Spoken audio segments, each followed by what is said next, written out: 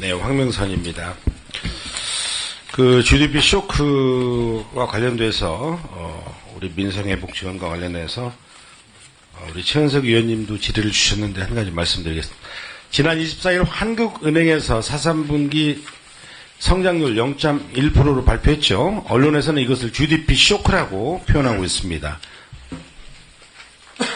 화면 보시죠. 국민들 우려가 큰데요. 부총리님, GDP 성장 부진 이유가 뭐라고 보시고 4.4분기는 어떻게 예상하십니까? 네, 아까 총재님 말씀하신 것처럼 부진 이유는 내수 중에서 건설, 그 다음에 수출 부분이 저희가 예상에 미치지 못했던 부분이고요. 그 다음에 4.4분기에 거는 지금 불확실성이 확대됐기 때문에 저희가 좀 더 많은 데이터를 가지고 좀 판단해야 될 상황인 것 같습니다. 네, 지나치게 또 낙관적으로 보시는 것 같아요. 낙관적이 아니고 데이터에 근거해서 말씀드리는 겁니다. 아, 그렇습니까? 그 화면 한번 보시죠. 한국은행 GDP 추이입니다.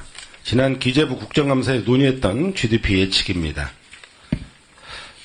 여기 보시면 정부가 목표로 하는 2.6%는 호사고 그보다 낮았던 한국은행 예측치인 2.4%를 달성하려면 단순 수치 계산만 하더라도 4.4분기에 전년 대비로는 2.9%, 전기 대비로는 1.2% GDP 성장이 나와야 합니다. 그런데 다수 전문가들이 예측은 현재 한국 경제의 컨디션은 어렵다라고 보고 있죠.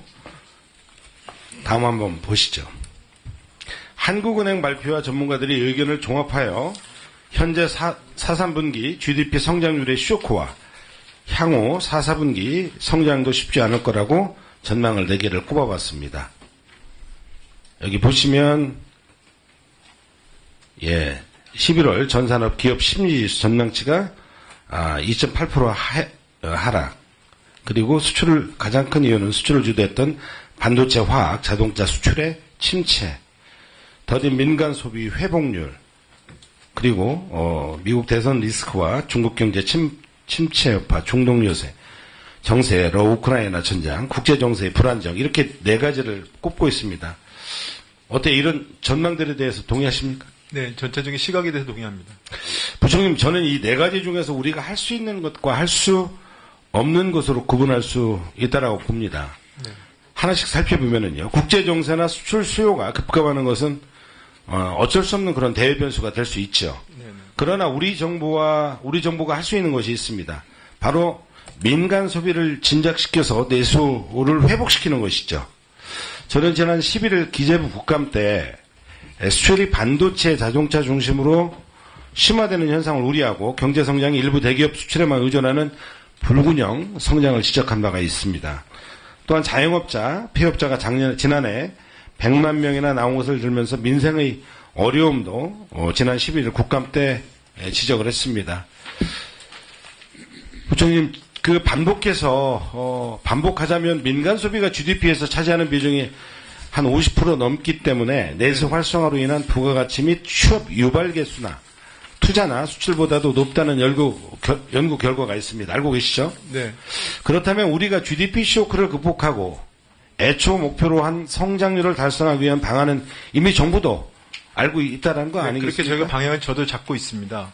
그렇지만 그렇게 하기 위해서는 저희도 노력을 하지만 국회에 저희가 소비 확충을 위한 그런 입법들을 냈습니다. 그래서 그 부분을 빨리 좀 통과될 수 있도록 의원님도 같이 협조해 주시는 것도 하나의 노력의 일환이라고 생각하고 있습니다.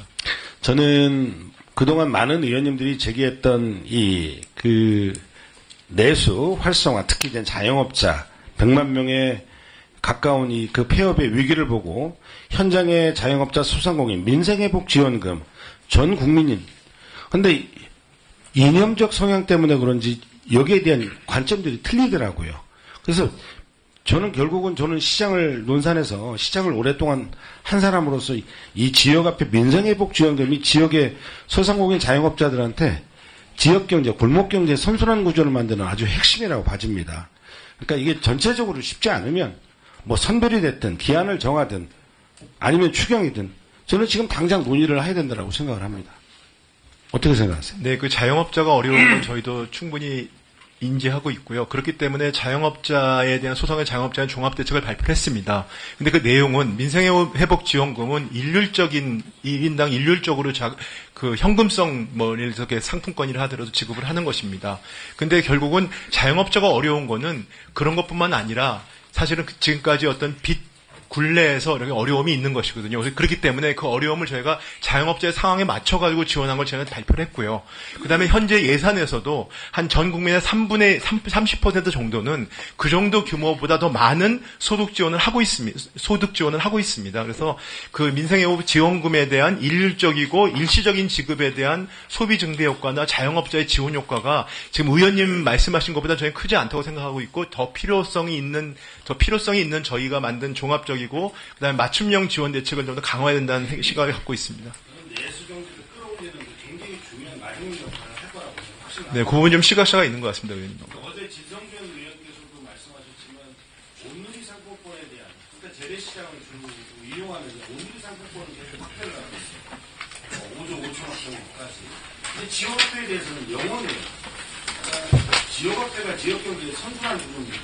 핵심적으로 보면 이것은 독재 개념이 아니라 골목경제에 대한 개념으로 이해를 해가지고 전향적인 이런 입장에서 한번 대처를 해주시죠. 네, 저기 시간이 있기 때문에 제가 답변 하나만 드리겠습니다. 오해가 있으시는 것 같은데 온누리 상품권은 전통시장을 지원하기 위한 겁니다. 타겟이 되어 있는 것입니다. 근데 지역상품권이 제가 지역경제 활성화에 도움이 안 된다는 말씀을 드리는 것이 아닙니다. 그 부분은 지역경제 입장에서는 그 지역경제를 활성화시킬 수 있겠지만 국가 전체로 봤을 때 국가 전체의 어떤 경제를 활성화하는 데 도움이 되느냐. 왜냐하면 그건 지원 대상이 너무 넓기 때문입니다. 그렇기 때문에 그건 저희는 지방사무라고 생각하고 있고 국가의 사무라 생각하지 않기 때문에 국가 전체의 소비를 증가시킬 수 있느냐에 대한 것에 대해서 의견이 다르다는 말씀을 드리는 겁니다. 전국에 226개 시군구가 있잖아요. 그 이후에 그 추가적으로 네. 예, 홍영선 의원님, 장시간 수고하셨습니다.